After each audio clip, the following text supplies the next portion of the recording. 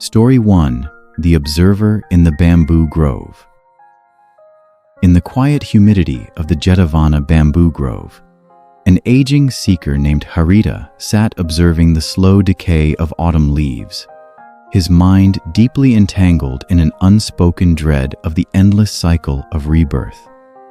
He had spent decades under the silent guidance of the Buddha, yet his consciousness remained a turbulent river of subtle anxieties, constantly anticipating the next moment while desperately trying to anchor itself in the present.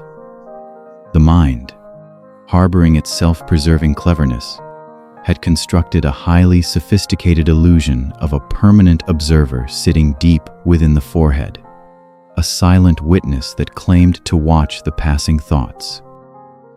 But as the evening mist settled over the ancient kingdom of Kosala, Harita began to perceive the profound deception of this inner watcher, realizing that the observer itself was merely another layer of thought, a desperate defense mechanism designed to escape the terrifying reality of impermanence. Every attempt to quiet his breathing or force his awareness into stillness only served to reinforce this artificial division, creating a subtle internal friction that fed the very samsara he sought to transcend. The complex human intellect, which operates as an insatiable predator of certainty, continually translated the raw data of sensory experience into familiar concepts, labeling the cool breeze as pleasant and the distant howl of a jackal as threatening, thus weaving a tight web of conceptual conditioning. This continuous labeling was not a passive observation, but an active resistance against the fluid nature of existence, a stubborn refusal to let the boundaries of the self dissolve into the dark forest. In this state of acute hypervigilance, Harita recognized that his spiritual search was itself the ultimate distraction, a refined form of desire that projected a future state of liberation while rejecting the immediate reality of his current discomfort. The Buddha had often gestured toward the flowing river to illustrate how the self is not a solid vessel but a continuous process, a succession of momentary configurations that vanish as soon as they arise. As Harita sat in the darkening grove, he allowed the conceptual division between the observer and the observed to soften, permitting the internal dialogue to exhaust its own momentum without attempting to suppress or direct its course. The silent weight of the ancient trees seemed to press against his chest, forcing the ego to abandon its frantic search for escape routes and simply bear witness to its own dissolution. In that space of undefended awareness, the illusion of a separate entity navigating a hostile world began to flicker, revealing that the cycle of suffering was maintained solely by the mind's relentless resistance to the immediate texture of the present. The breath flowed in and out like the tide of an ancient sea, no longer belonging to an individual named Harita, but existing as an impersonal rhythm of the earth itself, indifferent to the concepts of birth and death. The heavy scent of wet earth rose from the forest floor, mingling with the cool air of the descending night, as the boundaries of his identity began to blur. He realized that the craving for cessation was merely the reverse side of the craving for existence, both being twin pillars of the same architectural prison of the ego. By relinquishing the desire to escape the wheel of life, the wheel itself ceased to be a prison, becoming instead a seamless play of light and shadow upon the surface of an undisturbed lake. He felt the cold touch of the stone beneath him, recognizing that the earth required no justification for its presence, and in that silent alignment, the fever of the search finally broke, leaving only the deep silence, the empty space of an unwritten sky.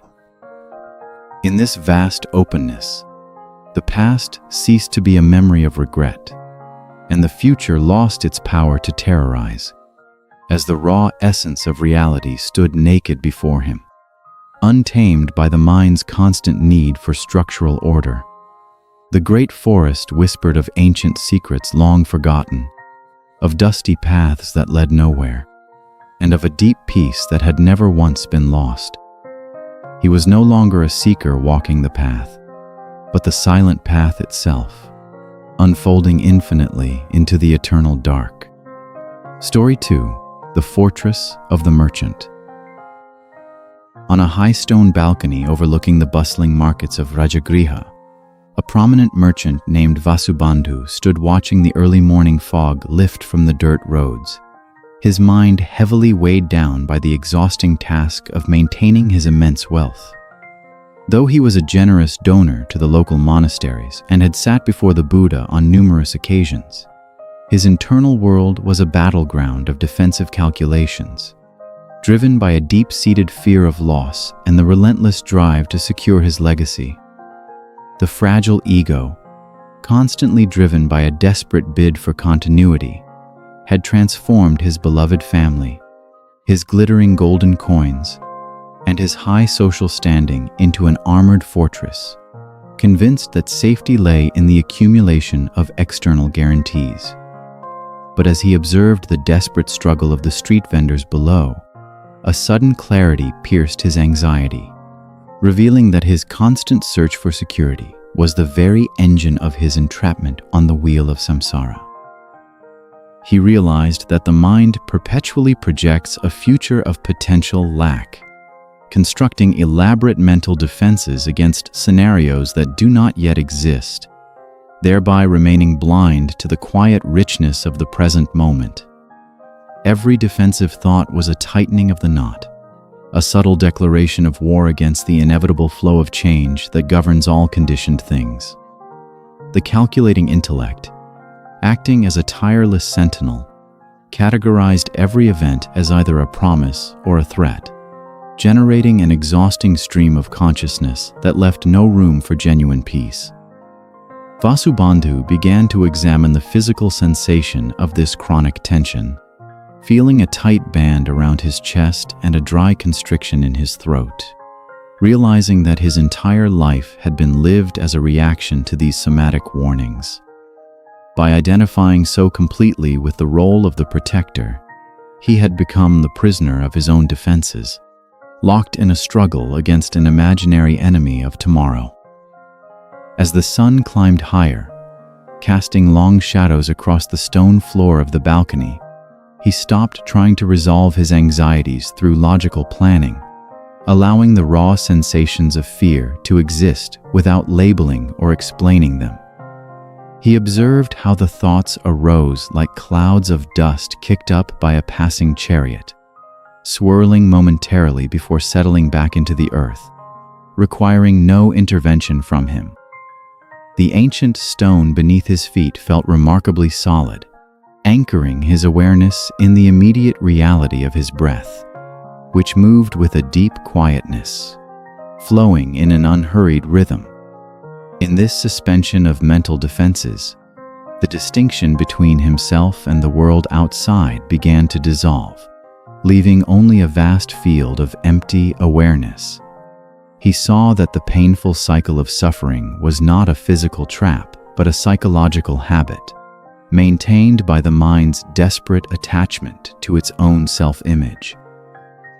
The sounds of the distant market below, the sharp barking of wild dogs, and the low chatter of merchants rose up to meet him, no longer perceived as a chaotic intrusion, but as a harmonious symphony of transient phenomena.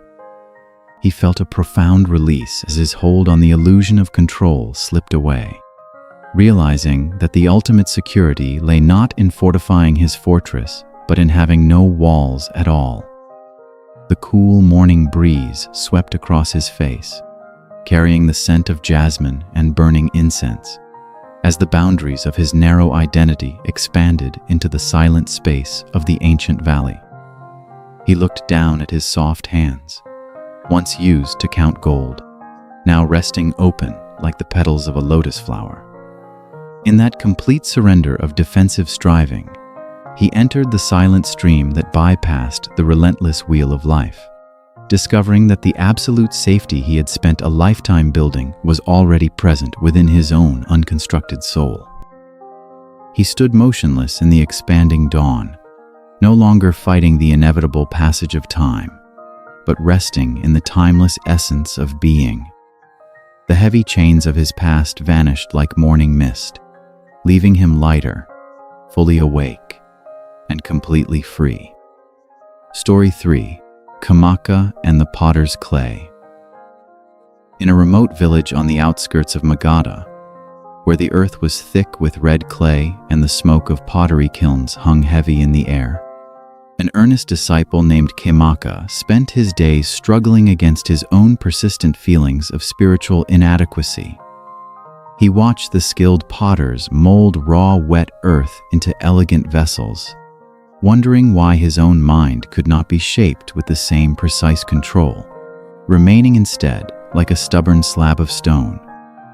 For years, he had practiced the strict ascetic discipline of the forest monks, subduing his physical impulses and analyzing his mental states with a cold, unforgiving intensity. Yet, beneath his composed exterior, there lurked a quiet current of self-criticism, a constant judgment that whispered he was not progressing quickly enough toward the far shore of nirvana.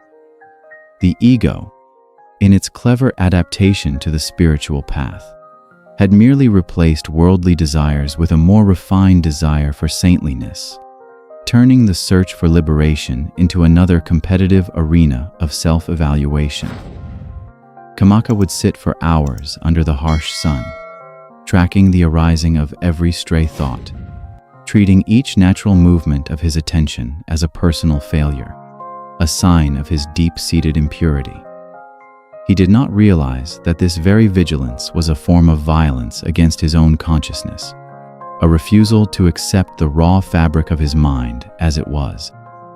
The intellect had created a beautiful, idealized version of Kamaka, the perfected monk, and was now punishing the actual, breathing Kamaka for failing to match that imaginary standard. This chronic internal division was a hidden gear in the machinery of his suffering, spinning the wheel of samsara through the perpetual rejection of the immediate present. One afternoon, Kamaka sat near a potter who was discarding cracked vessels that had warped in the intense heat of the kiln. He saw how the potter did not weep or curse the clay, but simply gathered the fragments, ground them back into powder, and mixed them with fresh water to begin anew. In that silent observation, Kamaka experienced a profound shift in his inner landscape, realizing that his spiritual striving had been a relentless war against his own shadow. He saw that the part of him that judged was identical to the part of him that was being judged, both being hollow projections of a single, unexamined center. The desire to escape his current state was the very force that prevented him from understanding it, locking him in a cycle of effort and frustration. As he sat by the dusty road, he allowed the heavy burden of his spiritual ambitions to slide from his shoulders, letting go of the need to be anything other than what he was in that fleeting moment. The constant monitoring of his thoughts ceased, and in the absence of that internal warden, his mind expanded into a natural, effortless clarity. He perceived that the peace of the Buddha was not a prize to be won through heroic effort, but a baseline reality that is revealed when the mind stops fighting its own reflections. The clay on the potter's wheel spun with a quiet hum, no longer a metaphor for his struggle, but simply a spinning mass of earth, perfect in its temporary form. Kamaka felt the warm wind from the plains of Magadha blow across his bare arms, carrying the scent of dry grass and wood smoke, and for the first time in his life, he did not wish to be elsewhere. The endless cycle of spiritual self-improvement collapsed under the weight of its own futility, exposing the simple truth that liberation was never a distant goal, but the cessation of the mind's exhausting expectation of a future self. He watched the dust motes dance in the late afternoon sun, rising and falling in the warm air, utterly indifferent to their own trajectory, yet completely at peace with their temporary existence. The glowing embers of the kiln faded slowly into gray ash, a silent reminder that everything is consumed by the fire of change, and that the only true freedom lies in resting as the fire itself, content to let each moment burn and pass away. Story 4. Rupasari and the Mango Orchard. Under the heavy canopy of a mango orchard near the great city of Savatthi, an elderly noblewoman named Rupasari sat upon a simple wooden bench, her thin fingers tracing the deep wrinkles on her frail wrists. In her celebrated youth, she had been famous across the kingdom of Kosala for her exquisite beauty and sharp intellect. Yet now she found herself abandoned to the quiet decay of old age. Her anxious mind, seeking refuge from the terrifying physical reality of her decline, retreated constantly into the luminous chambers of her memories, reliving ancient courtly dances, long-dead admirers, and the sweet fragrance of forgotten springtimes. This elaborate remembering was not a harmless solace, but a powerful ego defense mechanism, a psychological narcotic designed to avoid the painful truth of her current physical vulnerability. By dwelling in the past, she was actively resisting the natural flow of time, creating a profound internal friction that intensified her suffering. The human mind, in its desperate bid to maintain a solid self-image, clings stubbornly to what has been, because the immediate reality of what is seems too terrifying to bear. But as she watched a single ripe mango detach from its branch and fall to the dusty earth with a soft thud, Rupasari experienced a moment of raw insight into the nature of her entrapment. She saw that the beautiful young woman in her memories was as much a phantom as the old woman sitting on the bench, both being transient configurations of elements that possessed no permanent substance. The pain she felt was not caused by the aging of her flesh, but by her mind's desperate attempts to freeze a river that was meant to flow. Her habitual retreat into the past was actually a refusal of life itself, an active rejection of the only moment where true peace could be found.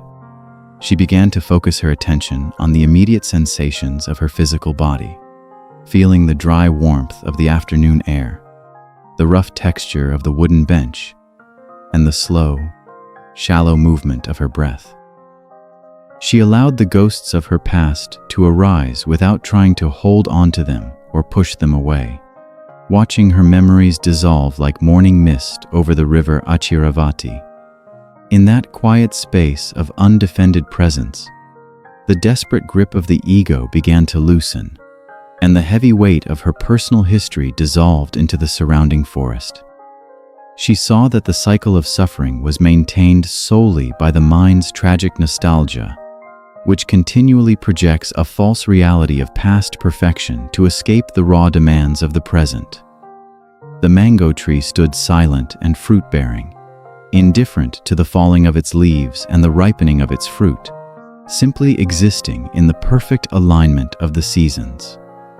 A deep peace settled over her, as she realized that her wrinkles were not scars of loss, but beautiful inscriptions of a life fully lived and surrendered.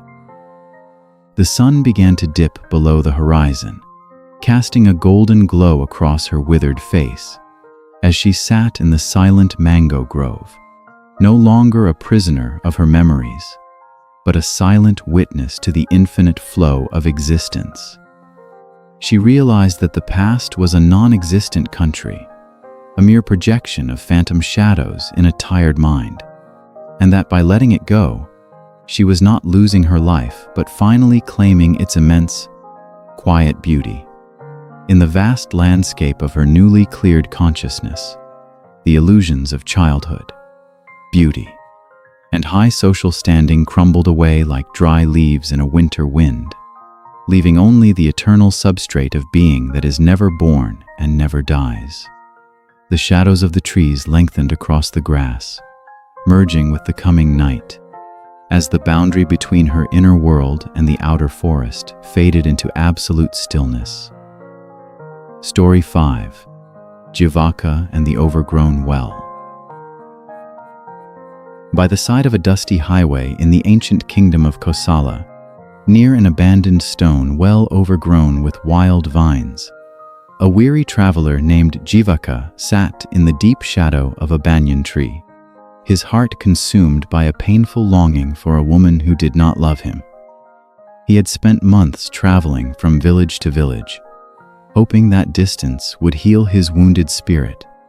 Yet her face remained vividly painted upon the canvas of his mind, mocking his every attempt to forget her. The mind, in its desperate attempt to avoid the raw sensation of rejection and empty loneliness, had constructed a highly romanticized fantasy around this distant figure, treating her as the sole key to his happiness. This obsessive yearning was not a pure expression of love, but an elegant ego defense mechanism, a psychological escape route designed to divert his attention from the deep void that existed within his own chest. The defense of romantic infatuation operated like an internal shield, protecting him from the frightening truth that he felt fundamentally unlovable, converting an existential injury into a beautiful tragedy.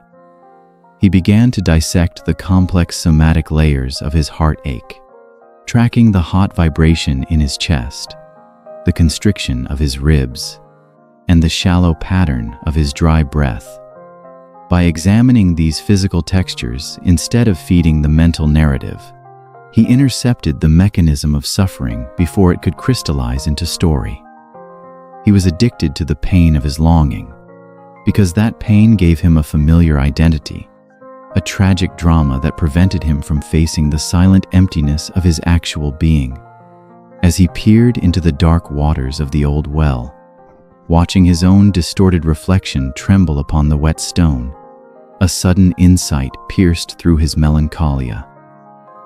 He realized that he did not actually miss the woman herself, but rather the elaborate emotional state he had manufactured around her image. The beloved was merely a blank screen upon which his own unfulfilled desires were cast, a mirror reflecting his own desperate need for external validation. This continuous process of mental fabrication was the real source of his suffering, a self-made illusion that kept him chained to the painful wheel of samsara. He saw that by chasing this phantom of his own creation, he was running away from the only place where peace could be found, which was the silent center of his own undefended awareness. He stood at the threshold of a vast inner kingdom, a territory untouched by the projections of desire, resting in the self-contained majesty of pure existence. Jivaka closed his eyes and turned his attention inward, bypassing the mental images of the woman to focus directly on the raw, aching sensation in his chest. He did not try to explain the pain, nor did he seek to cure it with hope or logical reasoning, but simply allowed it to exist as a physical presence within his body. He felt the cold air entering his lungs, the hard earth supporting his weight, and the slow, steady pulse of his blood. As he sat in that state of absolute surrender, the burning intensity of his longing began to cool, and the idealized image of the woman dissolved into the vast stillness of his consciousness.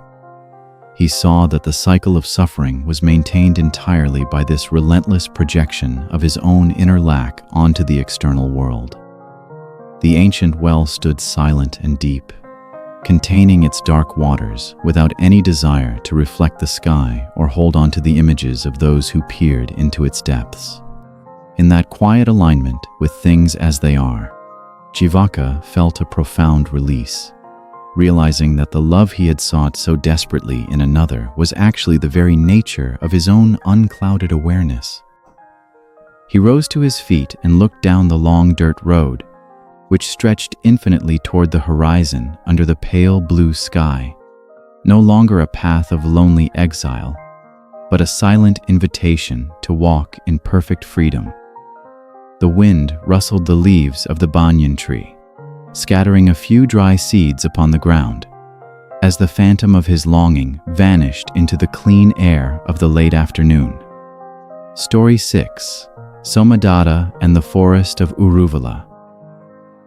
In the ancient shadow-filled forest of Uruvela, near the banks of the murmuring Naranjara River, a prominent warrior named Somadatta sat upon a cold stone slab, his heavy bronze armor laid out beside him like the discarded skin of a great serpent. He had spent his entire life in the service of the king of Magadha, performing acts of violent conquest and enduring the brutal horrors of battle without ever showing a single trace of fear. Yet, in the silent twilight of the deep woods, his internal world was threatened by an overwhelming tide of buried memories, the silent screams of those he had slain rising from the dark corners of his consciousness. The mind, in its desperate attempt to preserve his identity as a courageous hero, had long operated through a rigid mechanism of splitting, dividing his psyche into a proud warrior who executed orders and a hidden, trembling child who bore the terrible moral weight of those deeds. This internal partition was an elaborate strategy of denial, a psychological wall designed to prevent his waking awareness from experiencing the paralyzing horror of his actions. He had convinced himself that his duty as a soldier absolved him of personal guilt, using the concept of royal law as a fortress to protect his ego from shattering. This defensive intellectualization had kept him living in a mental projection, a structured narrative of absolute certainty where personal responsibility was comfortably traded for social duty, leaving his emotional core completely frozen. He had mistaken the rigid numbness of his heart for spiritual discipline, believing that his capacity to suppress his feelings was a sign of absolute self-mastery. But as the cold forest air pressed against his bare chest, Somadatta began to see the absolute futility of this lifelong division, realizing that the psychological armor he wore was far heavier than the bronze breastplate resting on the grass. He recognized that his constant need to prove his courage was merely a reaction to his unacknowledged terror, a frantic defense against the inevitable day when his hollow strength would fail. Every heroic story he told himself was a tightening of his internal chains, maintaining his captivity on the painful wheel of samsara through the active rejection of his own deep sorrow. As the river water flowed past, dark and indifferent under the emerging stars, he ceased his rationalizations, allowing the wall of defense to crumble and permitting the long-suppressed grief to flood his entire being. He felt a heavy constriction in his chest, a raw burning in his throat, and the trembling of his hands, accepting these painful somatic sensations without any attempt to justify or explain them.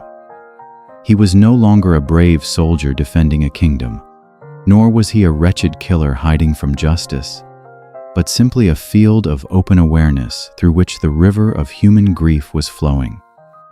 In that space of absolute vulnerability, the division between the judge and the accused collapsed, leaving only the quiet, empty space of his true nature. He saw that the cycle of suffering was maintained solely by this refusal to face the pain of his history, and in that undefended surrender, the heavy chains of his karma began to dissolve. The forest of Uruvela embraced his silence, providing no praise for his victories and no punishment for his failures, simply offering the shelter of its ancient trees. He looked at the bronze armor resting in the grass, no longer seeing a symbol of glory or a shield against danger, but merely a heavy pile of metal, cold and useless in the face of the great mystery. The damp earth beneath his knees hummed with a quiet resonance, a deep stability that required no armored defense and feared no violent defeat. In this complete unification of his fractured mind, the distinction between the conqueror and the conquered finally dissolved into the dark waters of the river, revealing that his actual strength lay not in his capacity to resist, but in his willingness to break. He closed his eyes and breathed in the cool evening mist, letting the breath flow naturally through his body, no longer requiring defense, no longer needing a name.